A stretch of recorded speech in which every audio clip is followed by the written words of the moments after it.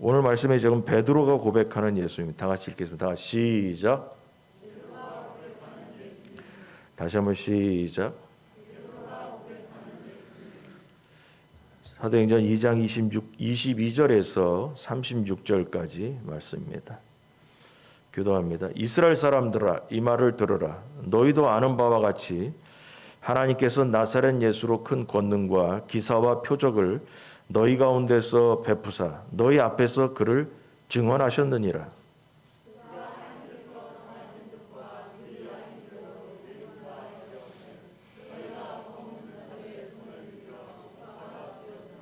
하나님께서 그를 사망의 고통에서 풀어 살리셨으니 이는 그가 사망에 매여 있을 수 없었음이라.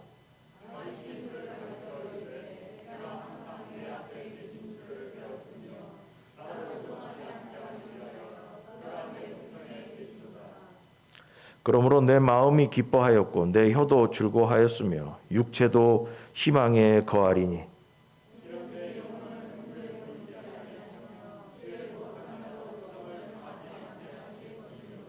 주께서 생명의 길을 내게 보이셨으니 주 앞에서 내게 기쁨이 충만하게 하시리로다 하였으므로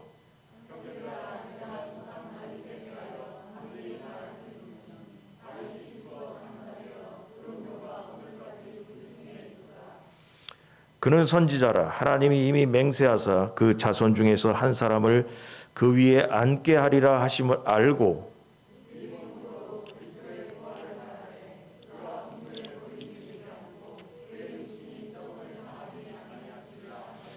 이 예수를 하나님이 살리신지라. 우리가 다 이 일의 증인이로다.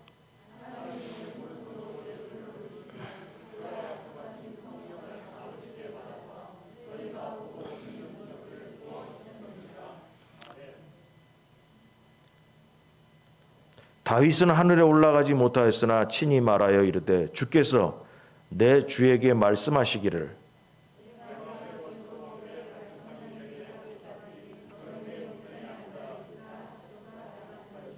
같이 합니다. 그런즉 이스라엘 온 집은 확실히 알지니 너희가 십자가에 못 박은 이 예수를 하나님이 주와 그리스도가 되게 하셨느니라 하니라. 아멘. 오늘 본문에서 말을 하는 사람, 그 사람은 베드로입니다. 우리가 지난주에 앞절에서는 오순절에 마가의 다락방에서 120명의 성도들이 성령의 체험을 하고 임재를 경험했습니다. 그리고 나서 그들에게 나온 증상이 뭐냐면 언어가 바뀌었죠. 그래서 방언이 터져서 그 언어로 세계 각처에서 온 이스라엘 사람들에게 복음을 전하기 시작했다라고 했습니다. 그럴 때 사람들이 뭐라 하냐면 술 취했다라고 이렇게 조롱했습니다. 그랬더니 베드로가 나서서 지금이 아침 9시인데 아침부터 무슨 술을 마시고 취했겠냐. 아침부터 술 먹은 게 아니다.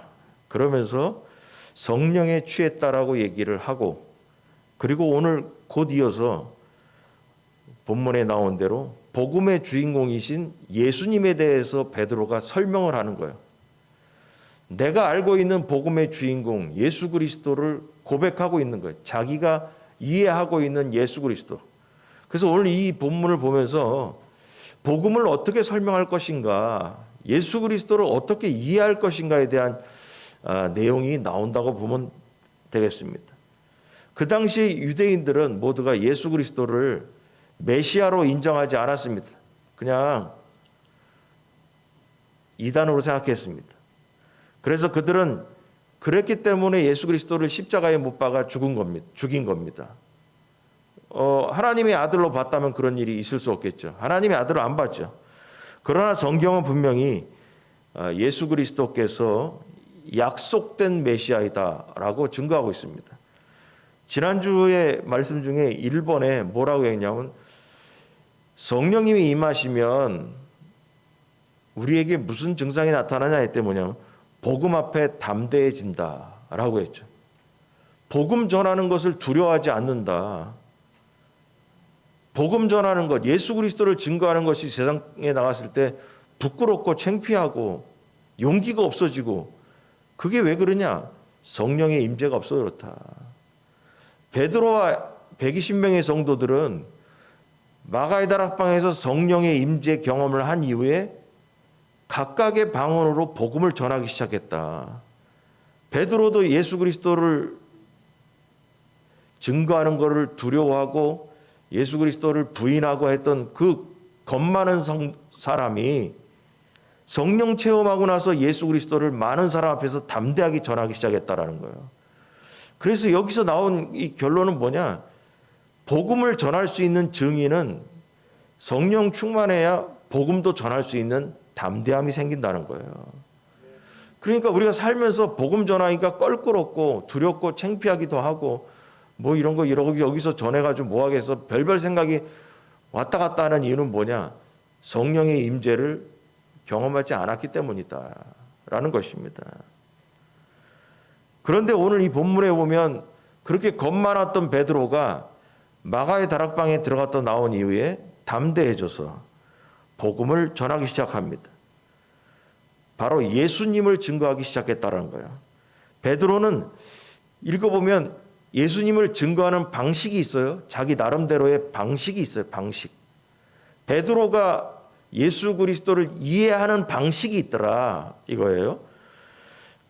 그게 뭔가 했더니 베드로는 유대인이기 때문에 구약 성경을 갖다가 예수 그리스도를 증거하고 앉았더라라는 것입니다.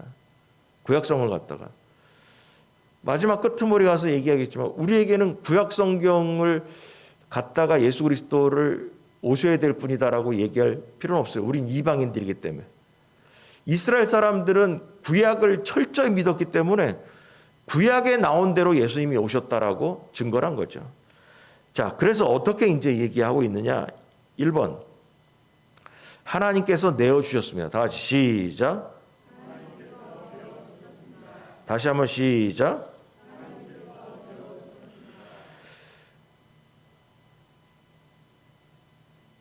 여기 23절에 보면 그가 하나님께서 정하신 뜻과 미리 아신 대로 내준 바 되었거늘 그렇게 했거든요. 내준 바 되었다라는 게 베드로의 첫 번째 생각이에요. 예수님은 십자가에 달리신 이유가 그냥 죽으라고 내줬던 것인 거다. 하나님께서 그냥 십자가에 달리셔서 돌아가시도록 세상에게 내준 것이다. 하나님이 허락하신 것이다라는 거예요.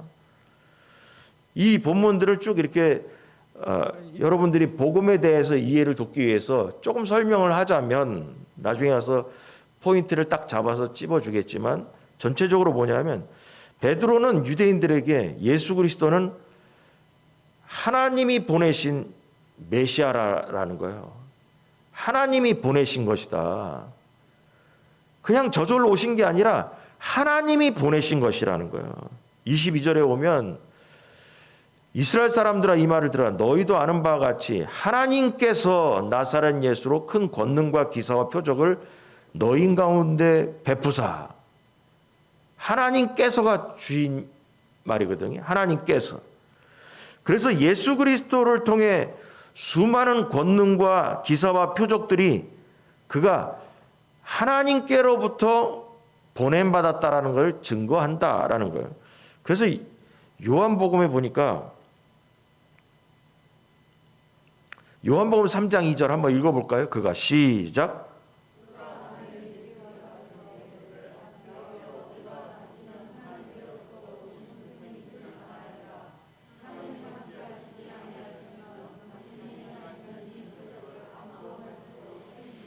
아멘. 이게 누구랑 얘기하냐면 니고데모랑 얘기한 거예요.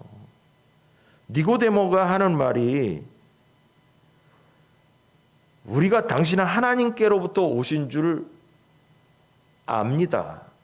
그 이유는 하나님이 함께하지 않으시면 당신이 행하시는 이 표적을 아무도 할 수 없기 때문에.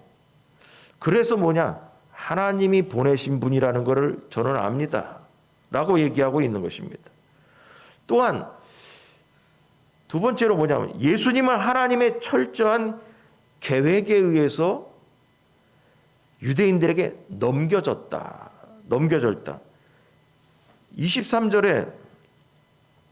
23절 그가 다 시작.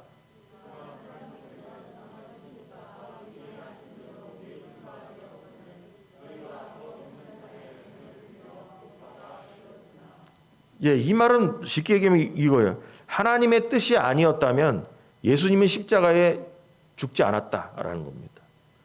하나님이 내어 주셨기 때문에 십자가에서 죽을 수 있었던 거지, 하나님이 허락하지 않았다면, 내주지 않았다면 예수님 십자가에서 안 죽으셨다는 거예요. 그래서 일부러 잡혀서 십자가에서 달려 돌아가신 것이라는 것이죠. 그러면 일부러 뭐하러 죽냐? 일부러 왜 죽냐? 자살하려고? 죽여달라고? 그게 아니죠. 이게 중요한 복음의 포인트가 있어요. 히브리서 9장 22절. 다 같이 시작.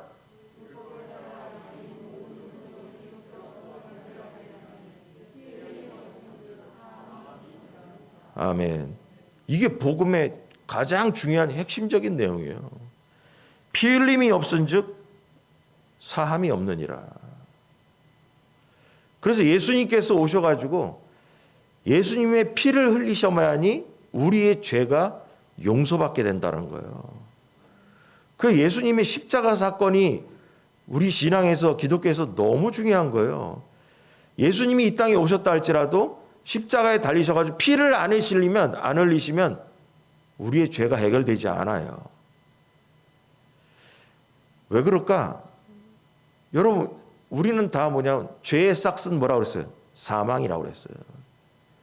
죄의 결과는 다 사망, 죽어야 된다라는 거죠. 죄의 결과가 다 죽어야 될 사람들인데 우리가 살 수 있는 방법이 뭐냐? 우리를 대신해서 죽은 사람이 있다면 내가 살 수가 있는 거예요. 그래서 뭐냐? 예수님께서는 죄 때문에 죽었던 우리를 살리기 위해서 예수님이 대신 피를 흘려 죽어버린 거죠. 그래서 우리의 피값을 예수님의 피로 바꿔쳐 주신 거예요. 그래서 예수님의 십자가 사건이 대단히 중요하다라는 거예요. 그런데 이단들이 문선명이나 그런 사람들, 통일교 거기서 제가 항상 얘기했잖아요. 통일교의 원리 강론을 통해서 우리나라의 현대 이단들은 거의 그 논리를 갖고 나왔다. 그 사람들의 얘기가 뭔지 아세요? 예수님이 십자가에서 돌아가신 건 실패다라고 얘기해요. 실패했기 때문에, 메시아로서 실패했기 때문에 재림주가 와야 된다. 그래서 이만희가 왔다, 문선명이 왔다 그러는 거예요. 실패했다는 거예요. 십자가에 달리면 안 된다는 거예요. 무슨 소리 하고 있냐? 하나님께서 내어주셨다와 십자가에 달리시도록. 그리고 뭐냐? 피 흘림이 없은즉 죄사함이 없다라고 그랬다. 예수님께서는 하나님께서 내어주셨기 때문에 이 땅에 오신 거고 십자가에 달리신 거고 그리고 피를 흘리셔야만이 우리의 죄가 용서함을 받는다라는 거예요. 여러분, 이게 복음이라니까요. 근데 이단에 넘어가는 이유가 뭐냐? 복음을 몰라서 넘어가는 거예요. 언뜻 들으면 이런 거예요. 아니, 하나님의 아들이 와가지고 왜 여기 와서 죽냐? 실패한 거다. 사람들한테 잡혀가지고. 아니다. 하나님이 내어주신 것이다라는 거예요. 그래서 예수님께서는 우리의 죄를 위해서 피를 흘리셔야 하는 운명의 길을 가신 것입니다. 그럼 바꿀 수가 없는 거예요. 또한 하나님은 결국은 어떻게 했냐? 지금 첫 번째로 뭐냐? 하나님께서 보내셨다라고 했죠. 예수님은 하나님 보냈다. 니고데모 얘기하면서. 그리고 하나님은 하나님의 철저한 계획에 따라서 예수님을 유대인들에게 넘기셨다. 그 다음에 뭐냐? 십자가에 달려서 피를 흘려야 된다. 그 다음에 뭐냐? 그러고 끝나면 안 되죠. 부활시켜야 됩니다. 부활시켜야 되는 거예요. 하나님은 사망의 권세에서 예수님을 다시 살리셨습니다. 사망의 권세는 예수님을 죽음 아래 가두지 못하고 예수님을 이기지 못했습니다. 그래서 하나님이 예수 그리스도로 하여금 사망에서 승리하도록 역사하셨기 때문인 것입니다. 그래서 기독교는 부활의 종교다. 귀가 따갑게 들었습니다. 부활의 종교라고. 그래서 교회 절기 중에서 부활절을 가장 크게 여긴다니까요. 추수감사절도 성탄절도 별로고요. 기독교에서는 뭐냐? 부활절입니다. 부활절입니다. 여러분, 그래서 부활절 연합예배는 드려도 다른 곳에 연합예배는 안 드리잖아요. 부활절 연합예배만 기독교에 있어요. 왜냐하면 부활해야 복음이 이루어지기 때문에 그런 거예요. 그래서 하나님의 아들이 십자가에서 죽음으로 끝나버리면 그 어떻게 됩니까? 그분은 신이 아니죠. 하나님의 아들이 아니죠. 죽어버리면 끝나버리는데 죽음도 초월하는 게 하나님이 되셔야 되죠. 여러분, 예수님은 창조주이시다 그랬어요. 그러므로 죽어서는 안 됩니다. 창조주 되시는 예수님께서 우리의 죄를 위해서 대신 죽으시고 다시 살아나셔야 하는 것입니다. 사람이 사람을 위해 죽으신 게 아니에요. 창조주 되시는 하나님의 아들이 우리를 위해서 일부러 죽으신 거예요. 사람이 죽은 게 아니라는 거예요. 이것이 바로 하나님의 사랑이다라는 겁니다. 하나님께서 아들을 보내셔서 대신 죽으셨다는 것입니다. 다른 사람의 생명과 바꿔친 게 아니에요. 하나님의 아들이 내 생명과 바꿔친 거죠. 사람의 생명이 나를 바꿔친 게 아니라는 거예요. 그래서 직접 하나님 자신과 같은 아들 예수님을 보내셔서 우리의 죄를 위하여 죽으시고 부활하신 것입니다. 그래서 창조주 되시는 분이 죽으면 안 되니까 부활하셔야 된다는 거예요. 그래서 하나님의 아들이신 예수님은 찬송가에도 나왔듯이 사망 권세를 이기시고 부활하셨다라는 거예요. 사망 권세를 이기시고. 여러분, 그래야 뭐냐면 이런 얘기들을, 하나님께서는 우리의 생사화복을 주관하신다. 그거 많이 들었잖아요. 생사를 주관하시는 분이 자기는 죽어버려봐요. 그러면 죽음을 주관하지 못하는 거죠. 자기가 죽음에 지배당하는 거죠. 하나님은 창조주기 때문에 태어나고 죽는 것을 주관하셔야 되죠. 그렇다면 태어나고 죽는 것에 지배받지 않으셔야 되죠, 하나님께서는. 그래서 하나님의 아들 예수 그리스도도 죽으시면 안 되는 거예요. 그래서 베드로는 이러한 내용들을 다 뭐냐면, 베드로가 뭐 이런저런 얘기를 이렇게 막 했지만 이 얘기가 다 어디 나오냐? 시편 16편 8절에 나오는 얘기를 갖다가 땡겨서 쓴 거예요. 시편 16편 8절에 보니까 이게 누가 쓴 거냐? 다윗이 쓴 거예요. 다윗이 썼는데 제가 그냥 시간상 읽어볼게요. 내가 여호와를 항상 내 앞에 모시며 그가 나의 오른쪽에 계심으로 내가 흔들리지 아니하리로다. 이러므로 나의 마음이 기쁘고 나의 영도 즐거워하며 내 육체도 안전히 살리니 이는 주께서 내 영혼을 수월에 버리지 아니하시며 주의 거룩한 자를 멸망시키지 않으실 것입니다. 주께서 생명의 길을 내게 보이시니 주의 앞에는 충만한 기쁨이 있고 주의 오른쪽에는 영원한 즐거움이 있나이다. 그래서 뭐냐? 내가 여호와를 항상 내 앞에 모시며 그가 나의 오른편에 계시고 뭐 이렇게 쭉 나왔는데 다 뭐냐면 예수 그리스도에 대한 얘기였어요. 그 하나님은 다윗의 입을 통해서 그리스도가 10절에 보면 이는 주께서 내 영혼을 수월에 버리지 아니하시며 내 영혼의 내 영혼이 누구냐? 예수 그리스도예요. 수월에 버리지 아니. 수월이 음부, 그 지옥을 얘기합니다. 거기에 버려서 썩음을 당하지 않고 부활할 것을 예고했다는 거죠. 결론은 예수님은 이번의 결론은 이거예요.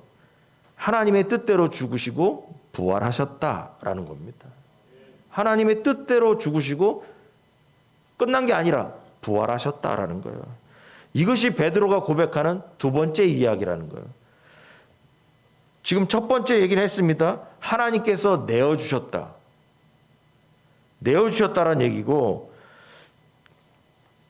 그 얘기를 계속해서 나가는 중에 있고 그 다음에 이제 그 설명을 다 했습니다. 그럼 이제 큰 두 번째로 넘어가면 예수님은 약속된 메시아입니다. 다 같이 시작. 다시 한번 시작. 예, 여기 보면은 이제 본격적으로 무슨 약속된 거냐? 다윗 시절에 시편에 벌써 약속이 돼 있더라. 그래서 형제들아, 내가 조상 다윗에 대하여 담대히 말할 수 있으니, 그래서 다윗이 얘기했던 것을 갖고선 이제 얘기를 하고 있는 거예요. 다윗은 죽었고 그의 묘가 오늘까지 이르고 있다라고 하면서 앞에 좀 전에 얘기했던 시편 16편 8절에부터 얘기를 하는 건데요. 그러면서 자기의 그 복음에 대한 의미를 해석해 주고 있어요. 여기 29절에 보면 다윗이 죽어 장사되어 그 묘가 오늘까지 우리 중에 있도다 그랬는데 그 몸은 썩었죠. 다윗의 몸은 썩었죠. 그러나 미리 본고로 그리스도의 부활을 말하되 그가 음부의 버림이 되지 않고 그의 육신이 썩음을 당하지 아니하시리라 하더니, 그게 아까 사도행전에 시편에 나와 있던 그 내용이에요. 자기 내용이 아니라 앞으로 장차 오실 하나님의 아들 예수 그리스도를 얘기한 것을 베드로가 약간 해석을 붙여가지고 붙여서 얘기한 거죠. 미리 본 거로, 미리 봤다. 그래서 이 다윗 시절하고 예수님이 등장하는 시절이 연대기가 어떻게 되나 찾아보니까 1100년 정도 됩니다. 베드로가 다윗이 1100년 전에 1100년 후에 태어날 예수 그리스도를 미리 보고 시편을 썼다라는 거예요. 1100년 전에. 그래서 이번 제목이 이거예요. 예수님은 1100년 전에 약속된 메시아다라는 거예요. 베드로는 이 시편 구절을 알고 있었어요.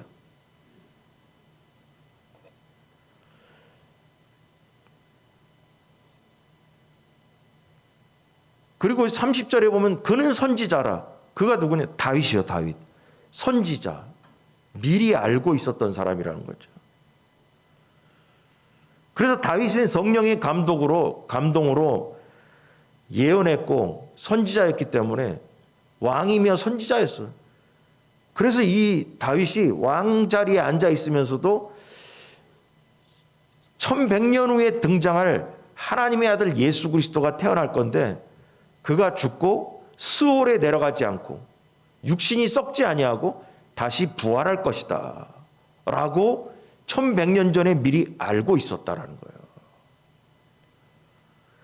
그리고 하나님은 다윗의 자손 중에서 장차 다윗이 자기 1100년 후의 자손 중에서 하나님의 아들이 태어날 것을 알고 있었다. 그것입니다. 그리고 다윗은 예수 그리스도의 부활을 또 알고 있었다라는 거예요.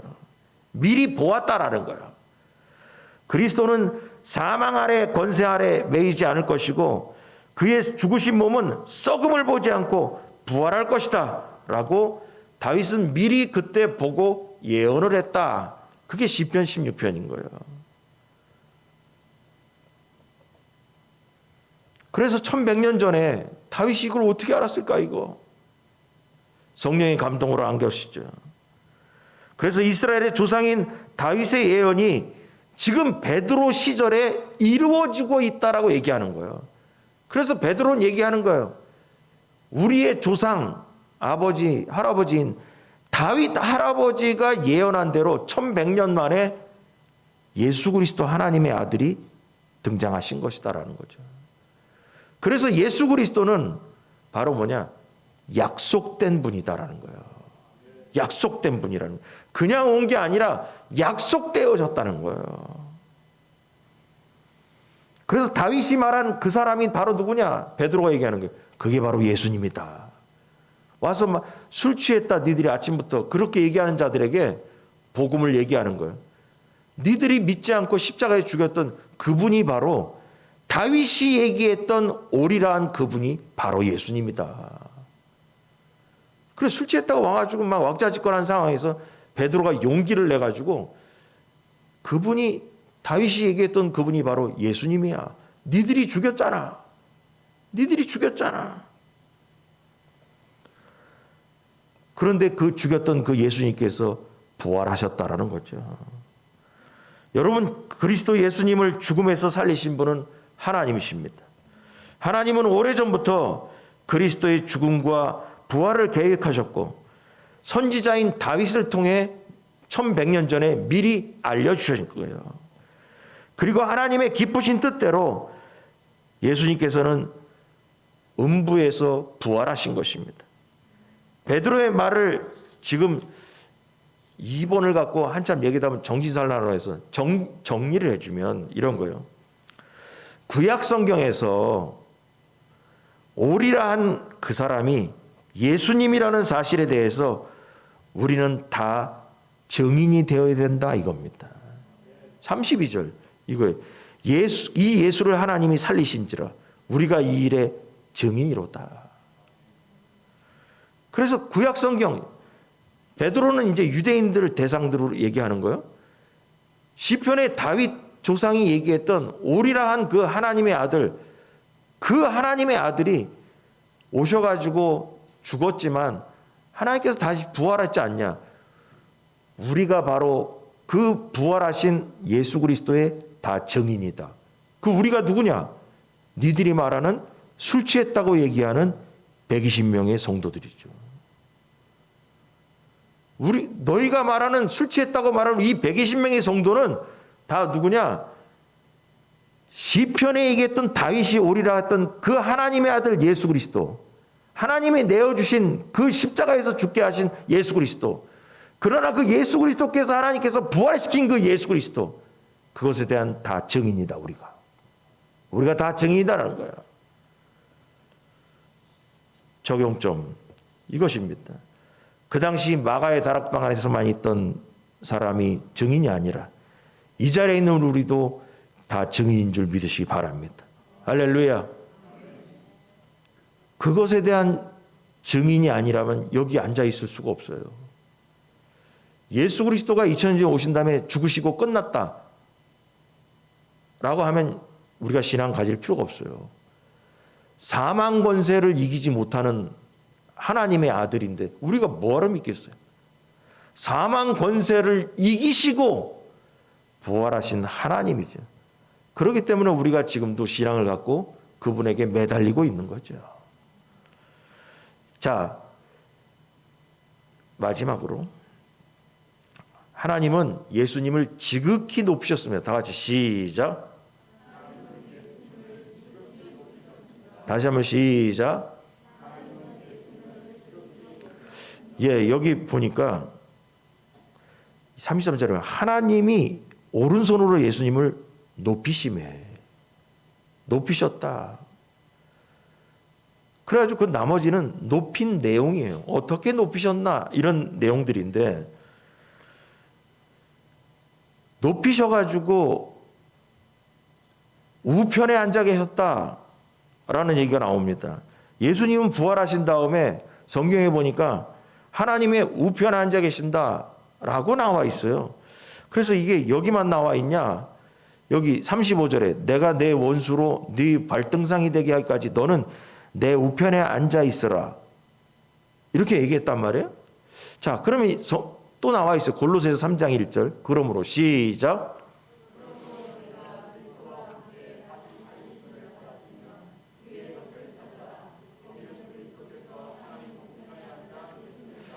예, 예수님은 하나님의 우편에 지금 앉아 계신다. 라는 게 지금 이거예요. 사실이에요. 그래서 하나님은 죽음에서 부활하신 예수님을 지극히 높이셔가지고 하늘에 높이셔가지고 하나님의 우편에 앉아 계시게 했다라는 거예요. 자, 그래서 야, 이게 하늘나라의 오른쪽에 앉아 있는 게 지극히 높인 것, 그것이 성경의 해석이라고 볼 수 있나? 뭐 하늘 제일 높은 데 가가지고 하나님 오른쪽에 앉아 있는 게 높인 건가?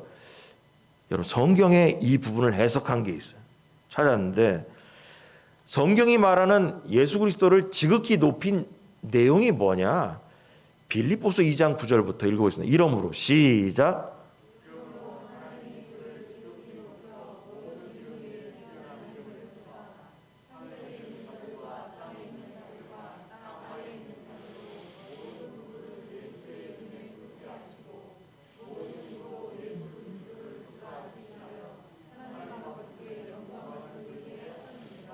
아멘. 여기에 나와 있어요. 하나님께서 예수님의 이름을 높이면 어떻게 되냐? 높이면 하나님의 우편에 앉아 계시냐? 그게 중요한 게 아니야. 우리가 무슨 하나님 우편에 가서 뭐 보기랬어, 뭐 우리는 아무 상관없어. 거기 우편까지 우리가 볼 일도 없었고. 이 땅에서의 문제가 중요한데, 하나님께서, 여기 성경이 빌립보서에서 나온 게, 하나님이 그를 지극히 높여서 모든 이름 위에 뛰어난 이름을 주셨는데, 그 결과 1번 모든 무릎을 예수의 이름에 꿇게 하시고, 그게 1번이에요. 하나님께서 하나님 예수 그리스도를 높게 하시니까, 높이게 하시니까 모든 무릎이 예수의 이름 앞에 무릎 꿇게 했다. 그게 높아진 거예요. 그다음에 두 번째, 모든 입으로 예수 그리스도를 주라 시인하게 만들었다라는 거죠. 이게 우리 땅에서 이루어지는 일들이에요. 이 땅에서 예수 그리스도의 이름을 하나님께서 높이신 결과 1번, 모든 사람이 예수 그리스도의 이름 앞에 무릎을 꿇게 하신다. 2번, 모든 입으로 예수 그리스도를 주라 시인하게 하신다. 이게 이 땅에서 예수 그리스도를 지극히 높게 하신 결과입니다. 결과예요. 그러므로 뭐냐면 우리는 이걸 보면서 이 땅에서 예수님의 이름보다 높은 사람이 없습니다. 그래서 여러분 항상 알아야 돼요. 하나님은 성경을 이렇게 뜯어서 보면 교만한 사람을 제일 싫어하잖아요. 그 왜 그럴까? 하나님이 1등이기 때문에 그런 거예요. 아니 내가 1등인데 예수 그리스도가 이 땅에서 지극히 높으신 분이고 1등인데 감히 누가 자기가 1등이라고 하고 자기 뜻대로 살았다는 건 자기가 원하는 대로 자기가 1등했다고 자꾸 떠들어봐요. 하나님은 그걸 용담을 못해요. 이 성경을 이렇게 보시라니까. 하나님의 성품 자체가 뭐냐? 쉽게 얘기해서 이거예요. 내가 1등이야. 내가 1등이야. 근데 자꾸 누가 나도 1등이라 하면 하나님은 그걸 못 봐. 창조주께서. 그냥 그래서 그걸 심판해버리는 거예요. 그래서 하나님께서 항상 하나님의 사건들을 이렇게 보면 교만한 자를 못 견뎌 하시는 거예요. 하나님 성품이 그래요. 예수 그리스도만이 지극히 높으셔놨는데 이 땅에 있는 사람들이 나도 높다 하니까 못 보는 거예요. 이게 하나님의 성품인 거예요. 그래서 예수님의 이름 앞에 무릎 꿇게 하시고 예수님을 그리스도라 시인하게끔, 여러분 그러한 이름이 어디 있습니까? 예수님밖에 없어 이 땅에. 그래서 결국은 뭐냐? 그리스도께서는 여기 보면은 성부 하나님께 성령을 받아서 제자들에게 부어주셨다. 여기 앞에를 자 보세요. 33절을 다시 한번 보면 하나님이 오른손으로 예수를 높이심에 그가 약속하신 성령을 아버지께 받아서 너희가 보고 듣는 이것을 부어주셨다. 여러분 또 하나가 나와. 예수님을 하나님께서 높이심의 결과가 뭐였냐? 성령님을 우리에게 부어주셨다라는 거예요. 그럼 이 말은 뭐냐? 성령님을 움직이시는 분도 예수님이다라는 거죠. 예수님이라는 거죠. 그래서 유대인들이 본 것은 세술에 취한 제자들이 아니라 마지막 때 일어난 성령의 역사인데, 마가의 다락방에서 그럼 이 구절을 통해서 알 수 있는 게 뭐냐? 마가의 다락방에서 성령의 임재를 경험했을 때 성령님 누가 보내셨냐? 예수님이 보내신 거예요. 그가 약속하신 성령을 아버지께 받아서 너희가 보고 듣는 이것을 부어주셨느니라. 그래서 우리 또 뭘 할 수 있냐? 예수님의 도움이 없이는 성령님을 못 받아. 여러분 이거예요. 예수님의 도움이 없이는 성령님을 받지 못한다라는 거예요. 예수님께서 아버지께 받아서 부어주셨다고 하기 때문에. 그래서 예수님께 우리는 부탁해야 돼요. 예수님 저에게 성령님을 보내주옵소서. 이렇게 관계가 형성된다라는 거예요. 여러분 34절인가 다윗은 하늘에 올라가지 못하였으나 라고 했습니다. 따라서 다윗이 예언한 시편에 나오는 얘기가 있는데 한번 볼까요? 시편 110편 1편 여호와께서 시작.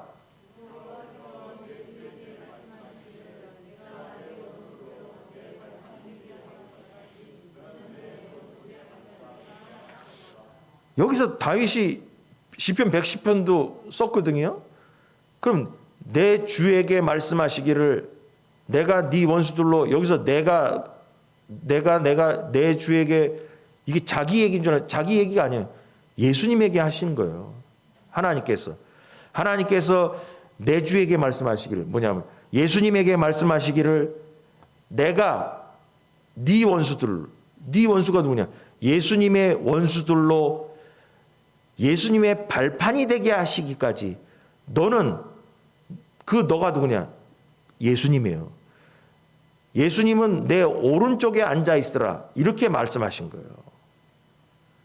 그래서 시편 110편의 얘기도 다윗이 썼지만, 애매모호하게 썼지만 자기 얘기 쓴 게 아니라 예수 그리스도를 쓴 것이다 라는 거죠.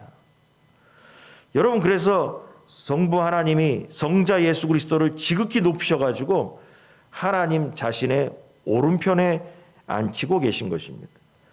자, 그래서 베드로의 말을 이 본문을 통해서 정리하자면, 예수님을 지극히 높이시니까 좀 전에 다 얘기한 대로 처음에 뭐냐? 성령을 부어주셨다. 그 다음에 뭐냐? 예수님을 하나님께서 주와 그리스도가 되게 만드셨다라는 겁니다. 그래서 여러분, 오늘 사도행전을 보니까 성령님을 얘기하지 않을 수가 없잖아요. 여러분, 예수님께서 성령님을 보내주신 줄 믿으시기 바랍니다. 예수님께서 보내주시는 성령님을 우리는 누구나 받아야 됩니다. 예수님께서 보내시기 때문에. 뭐 지나가는 누가 보낸 게 아니에요. 예수님이 보내셨기 때문에 우리는 누구든지 성령님을 받아야 되는 겁니다. 또한 예수 그리스도는 하나님이 보내신 인류의 구원자입니다. 여러분 믿습니까, 여러분? 이상이 베드로가 이스라엘 백성들에게 설명하는 예수님의 고백인 거예요. 고백. 그래서 우리 한번 1, 2, 3번 읽어보고 마치도록 하겠는데, 베드로가 이제 얘기하는 걸 정리하자면, 뭐 이것저것 얘기했는데 머리 아프고, 자, 이것만 기억했어요. 1번, 하나님께서 내어주셨으면, 다 같이 시작. 여러분 믿으시기 바랍니다. 내어주셨다. 계획한 거예요. 내어주신 거예요. 일부러 십자가에 달리시러 오신 거예요. 그 다음에 2번은 예수님은 약속된 메시아입니다. 다 같이 시작. 예, 성경에 나와 있는 다윗만 얘기 들어도 1100년 전에 예수 그리스도께서 오실 것을 알고 미리 보고 시편을 썼더라. 그 약속된 이야기다라는 겁니다. 그 다음에 마지막으로 뭐냐? 하나님은 예수님을 지극히 높이셨습니다. 다 같이 시작. 지극히 높이셔가지고 성령을 부어주시고 모든 사람이 예수 그리스도 앞에 무릎을 꿇게 하고 예수 그리스도가 우리의 구원자라고 고백하게 만들었다라는 거죠. 이게 베드로의 얘기예요. 그래서 이 설교를 딱 하게 된 거예요. 그러고 나서 다음 주부터 이 얘기를 듣자마자